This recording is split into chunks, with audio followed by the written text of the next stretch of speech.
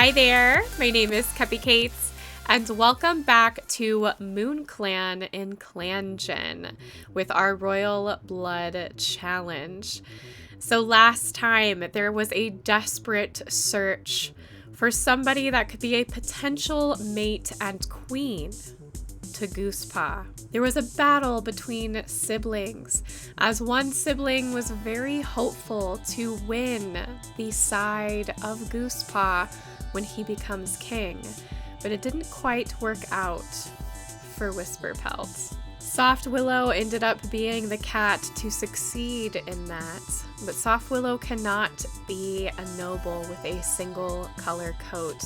The highest ranking he will ever earn is knight.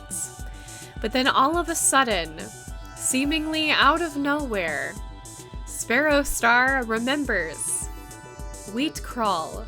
Wheatcrawl is a young female at 25 moons old, so she's just above a year.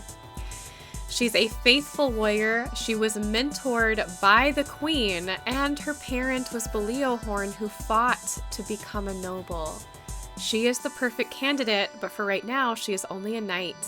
And so Sparrow Star has asked for Clovertooth to set up a trial for our precious Wheatcrawl to succeed in possibly gaining the throne by becoming the noble she was seemingly always meant to be. This moon itself has passed.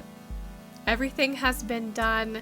It will take the next moon for Clovertooth to set up the trial. Now it is the next moon, and it is finally New Leaf, a beautiful season for romance, potentially. But Goosepaw is still fairly young, and now Wheatcrawl has been informed on their intentions. Clovertooth calls the cats around the clearing and declares that a trial is to be had with the great Wheatcrawl, a knight who has been a knight for quite a long time, mentored under Rowanpelt, the queen. And so he says to Wheatcrawl, "Do you accept the trial?" So they have to accept before they know what the trial is, and she nods simply. He says that it is your duty to get a most sacred gemstone in the depths of the caves, a gemstone that is to be placed on Goosepaw's head when he comes of age to be king, a moonstone. They are rare yet beautiful, and she is to carve one out and bring it to him. And that is her trial. Now all we have to do is roll to see how well she does. I might do a couple rolls to see how successful she is at it, if it is worthy, and if she succeeds altogether. So here we go. So she rolled below average, but she was still successful. She had to roll more than a 1 on a d10. She rolled a 2, thank goodness. And then she rolled a 19, which was to see how well she got down into the cave without hurting herself. She went down and she stumbled a few times and tripped.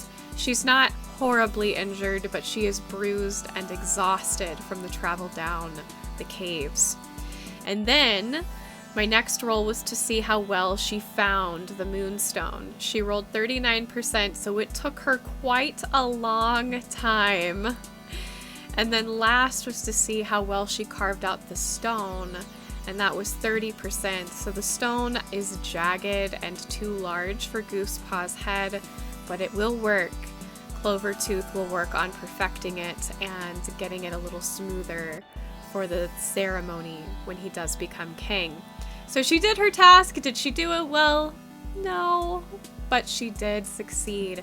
And Wheatcrawl is now a noble and first in line to be queen of Moon Clan. I have now officially updated Wheatcrawl. She was made a noble by Clovertooth and is first in line to be queen. And Sparrow Star takes a very audible breath of relief when the announcement is made to the rest of the clan that the royal blood shall go on.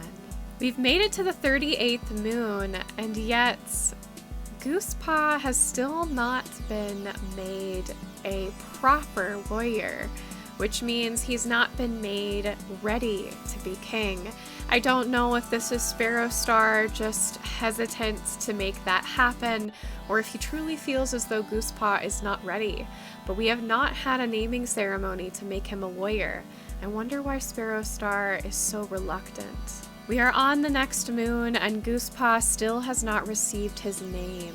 On this moon, however, Molefeather and Kodiak have been talking about a duel.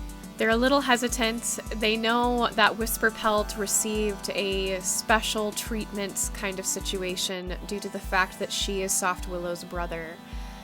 But they do not have a relationship, and so they wonder if they duel, will they risk losing the clan? I'm going to roll and give it a 50-50 chance to see if they do end up dueling. Above 50 they do, below 50 they don't. Okay, I rolled exactly 60%, so they were still kind of iffy, but they ended up choosing to go ahead and duel. So let's check out these cats. So Molefeather, I believe, just recently recovered. She was formerly a medicine cat, so her experience as a warrior is not great, but still not bad. She's 81 moons old, she's very smart, and she's calm, and is prepared with 96 experience. Let's look at Kodiak. I think in this situation, Kodiak has been severely hiding their skill.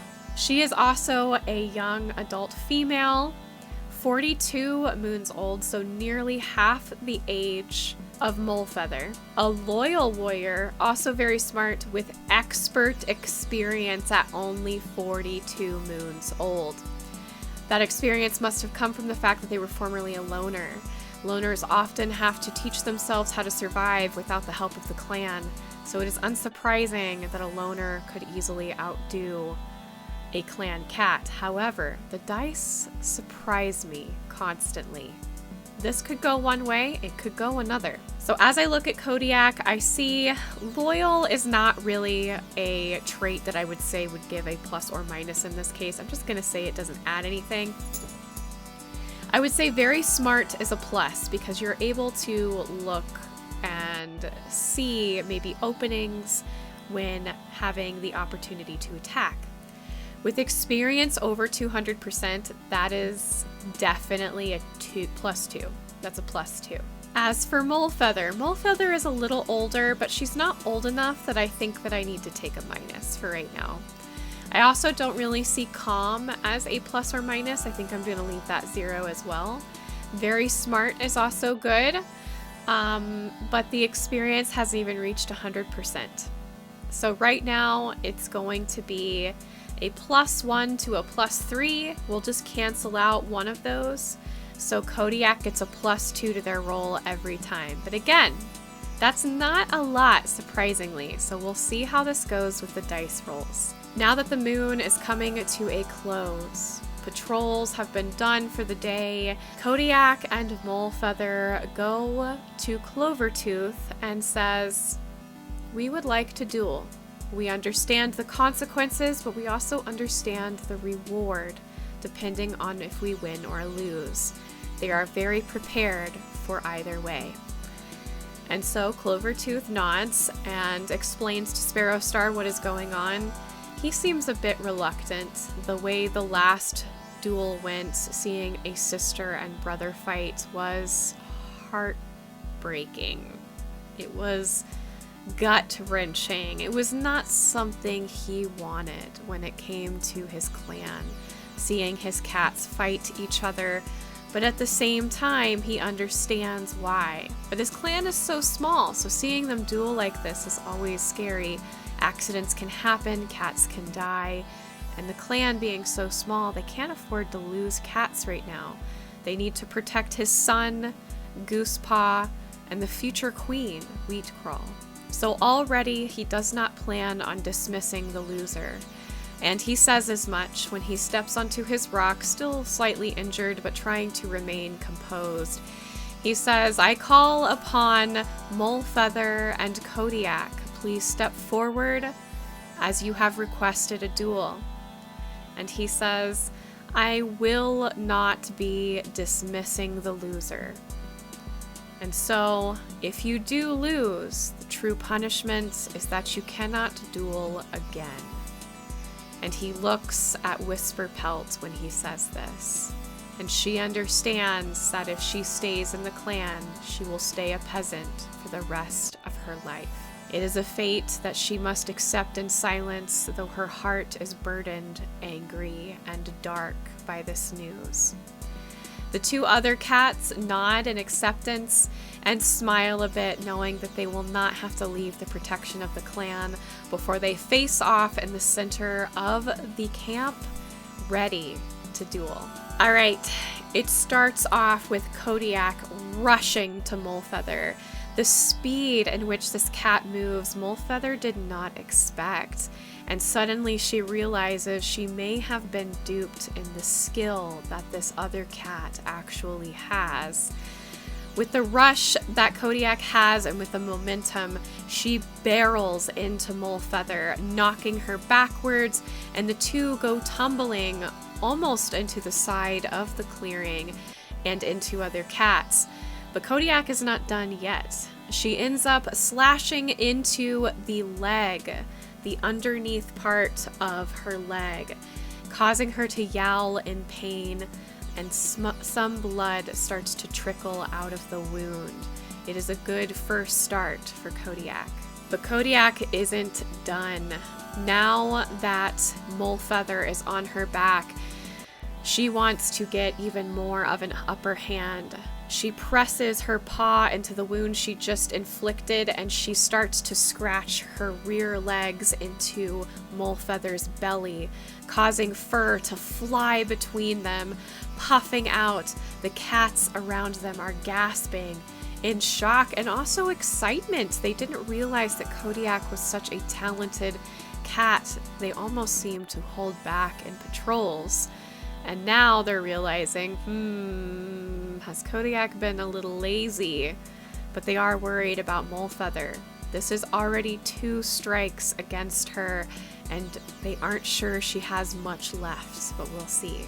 But to all of the clan's surprise, Molefeather suddenly gets a burst of strength and pushes hard on Kodiak, causing them to tumble backwards quite a few times.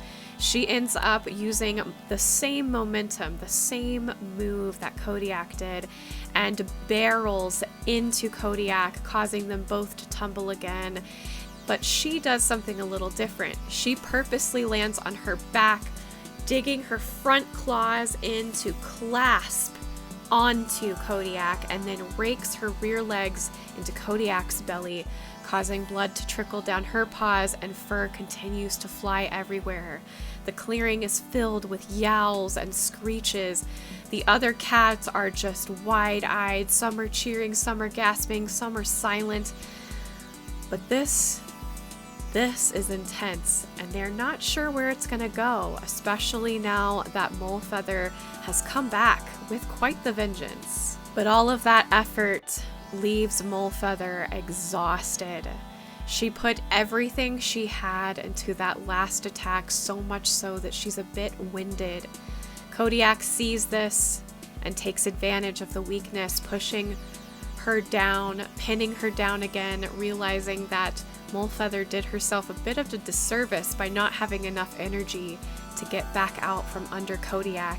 And now that Kodiak has the upper hand with being on top of her, she essentially just presses down on Molefeather's neck, hoping that she will yield, not wanting to inflict any more serious wounds, and just waiting for the yield.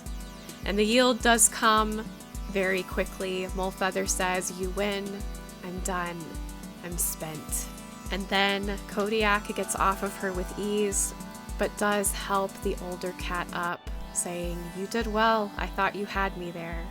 The 2 cats exchange smiles. Molefeather looks a little defeated. Her ears are folded back, and she is sad. Of course, she wanted to be a knight of Moon Clan. It is a great honor. But it was also a great honor to fight Kodiak, and she says, "Good luck. You've earned this." So the 2 leave each other amicably, thank goodness. But there is still a bit of sadness in Molefeather's heart, but she is proud of Kodiak for stepping up. Clovertooth is there to tell Kodiak the news. You have valiantly shown your skill. You are absolutely worthy of the role of knight, and I bestow that upon you now. And so Kodiak will be a knight. And now on the 41st moon, the time has finally come for our moon clan. Sparrow Star, now seeing that the clan is growing in stronger members, he is encouraged that Goose Paw can now become a full warrior and the future king of Moon Clan. So Sparrow Star gathers the clan for a meeting. They have spent many moons training Goose Paw, and it's time for them to be granted their warrior name. Sparrow Star gives them the name Goose Dash and honors their composure. But it's not over yet. Now that Goose Dash has been named, Sparrow Star, Clovertooth, and Goose Dash all meet together and have a very serious discussion. Clovertooth is asked to step out of his role so that Goose Dash can take over. Sparrow Star believes it's extremely important for Goose Dash to have his place for a few moons in order to learn what it is like to have to organize things, to organize a clan, to lead a clan into good times, to be merciful. All of the things that Sparrow Star has been teaching him, but now he is in the place to do so. Clovertooth will go back to being just a noble. And now, for a few moons, Goose Dash will take on the role of deputy to get more experience and to learn the ways in which he can be a better leader. After that, Sparrow Star will step down and his son will take his place. So a female cat named Leon has joined the clan. They are injured, found near the border of another clan, but the clan has decided to take care of them, and so we have a new member. It is now the 44th moon. A few moons have passed with nothing really eventful happening. All patrols were successful, everyone was fine. But now here on the 44th moon, Hare went missing and was found dead in the territory. Now Hare is the father of Whisperpelt and of Soft Willow. They have no idea why they were found dead, and that's a bit frightening. It could be that we have a murderer in our midst. And then Wally had received a broken bone during a patrol, and it seems like it was fatal. They died from the bone infection. I'm gonna let this happen. So Emmy Tooth, one of the longtime members of our clan who came in, a scar on her face, has worked hard for this clan. She's been strong and very successful. She is brave enough to approach Sparrow Star, the king, and mind you, she is a peasant, and confesses her feelings. And Sparrow Star has grieved for Rowanpelt enough and has decided he is not going to be king for much longer, and he wants to enjoy the rest of his life with love in his heart, and decides to become mates with Emmy Tooth. And now on the 45th moon, Sparrow Star is ready to step down. We will have to wait, however, to do the ceremony in the next episode of Moon Clan, as I have run out of time. But this was a very exciting episode. I have already made the adjustments in-game. As you can see, Goose Dash has now become Goose Star, and Wheatcrawl is the deputy and his mate. But I want to describe the ceremony, and we are going to go through the Star Clan part to see what cats bestowed what upon Goose Dash before he became Goose Star in the next one. I hope y'all liked this. If you did, tickle and poke that like button, subscribe to join our family if you haven't already, and jingle the bell so you're notified of when I post more clangen videos. We are coming to a close on one of them, and I might be adding another story even before that happens, so stay tuned. I love you guys. Thanks again for watching, and I will see you next week for more of Moon Clan. Bye!